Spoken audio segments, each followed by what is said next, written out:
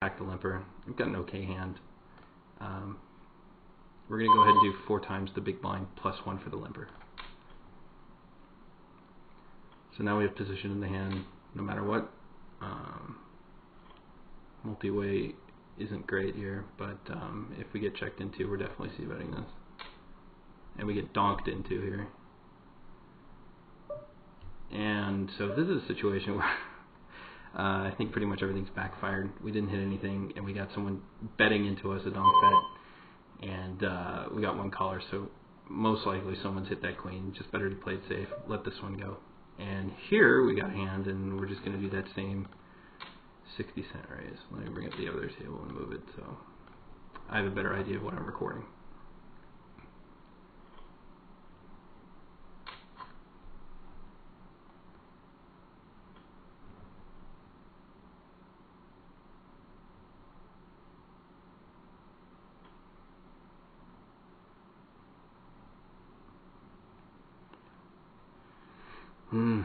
Full ring is slow.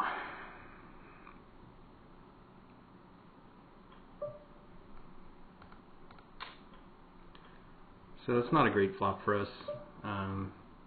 We'll just need to see another street before continuing, and now it's looking pretty ugly, but we'll continue for a minimum bet here, absolutely. And unfortunately, we've just airballed the whole thing, and we're done. We'll see people coming in as king queen or jack queen. Yeah. We'll play a few more hands. Hopefully get into some interesting spots. But as you can tell, when you play full ring, when you're playing a tight, aggressive game, you're doing a lot of folding. So you got to be really patient. This is why people play all those multi tables. I started playing with 2. And then I just moved up. I kept adding 1. And then I was doing 4 solidly after my first month, and I did that for a while. Then I was playing 6, and I did that for a long time. And then I just kept adding 7, 8, and now I'm playing 9. I'm playing it very comfortably. And so I would recommend other people doing the same. It actually allows you to be more patient at the table. You don't get bored. And you get in more hands, which means, you know, if you can keep your win rate consistent, whether you 3 table or 8 table, it just means more money per hour. So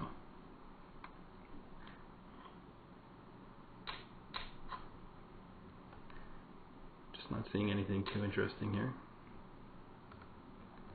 on either table.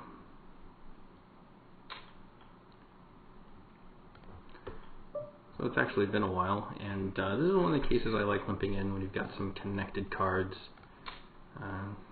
You know, see a flop, see what can happen. It's not costing you much, only half a blind, especially if you're multi-way and you've got a good multi-way hand.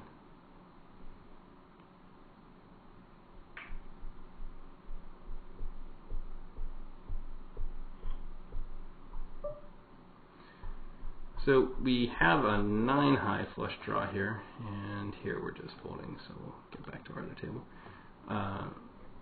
It's not a great flush draw, and we've hit it, and so I'm inclined to check call here. If we lead out, it just advertises that we hit our flush, so we don't want to give our way a hand, but we really got to be careful because there's the 10, there's the jack, there's the queen. And now we can go ahead and lead out, and I'm just going to go ahead, and I think that's 70% of the pot, and so we just take it down. Nice little hand, and the 3-9 here, we're letting go. So we'll go back to this table since we're in late position, and we'll definitely be making a raise here since assuming these people fold, and someone posted a dead blind. It's just extra free money, you know. I can't resist it.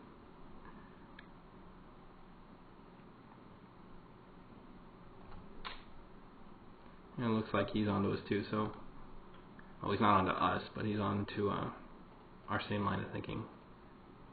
Made a nice solid raise from right there. So 7-5 is not good. Our other table, nothing quite going on. We can kind of start talking about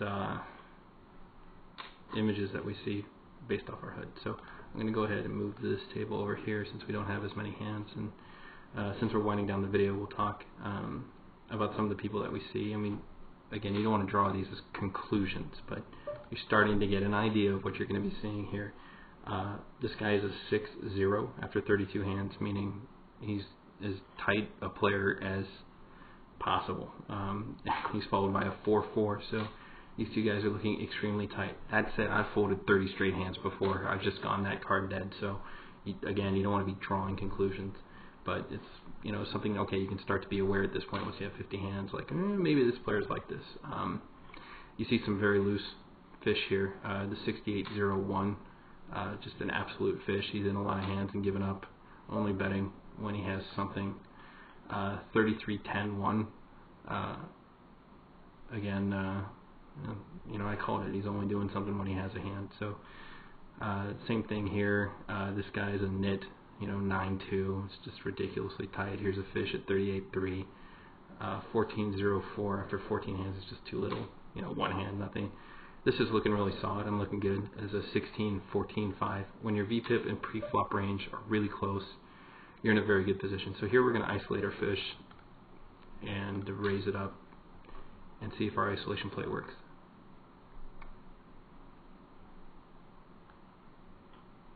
And I'm not doing this because 10-7 suited is a great hand. It's a horrible hand. But what I have is position. I've got a semi-interesting hand. It could get interesting on the flop. And I've got a fish who likes to call and give up after he sees a flop. And so we've flopped a big hand, and we definitely don't want to slow play this since there's a few draws out there. So we'll just go ahead and see what happens. So chances are he's just giving up. So I mean, that's how you isolate someone right there. So I think that was a really good lesson, and we'll use this as our last hand, our ace king, and then we'll call it a video.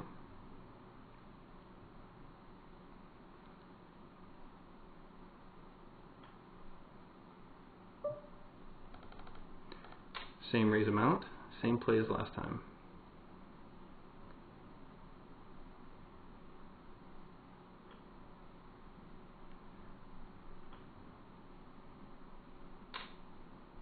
And that should be a red flag for us since our nitty player has gotten in and we've flopped the virtual nuts. It's not the absolute nuts, but we're on a straight flush draw and we hit the nut flush, meaning the ace high flush. It's not really the nut flush. So the nut flush would be a you know, the straight flush. Here we're probably just trying to get it in. I'm going to call one street, and maybe he'll want to hang himself. The 3 is not a great card for us, actually, since a set made a boat right now. But we're just going to go ahead and raise this up to about what the pot is.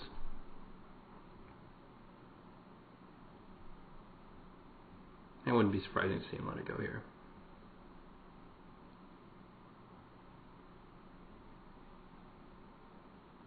And usually I'm not still playing anything at the flop. It's usually I flop a ace high flush or I'm flopping a boat. I mean, these are the kind of hands that you can kind of slow play, but you don't want to slow play too much. You're not getting the right value. You need to get value for your big hands. You need to be getting paid for them.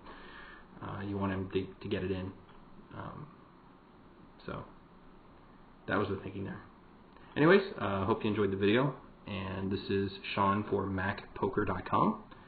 Hope you come back for later videos. We're definitely going to go through all of the micro limits. So this was 10 no limit on Pokerstars. Thank you for watching.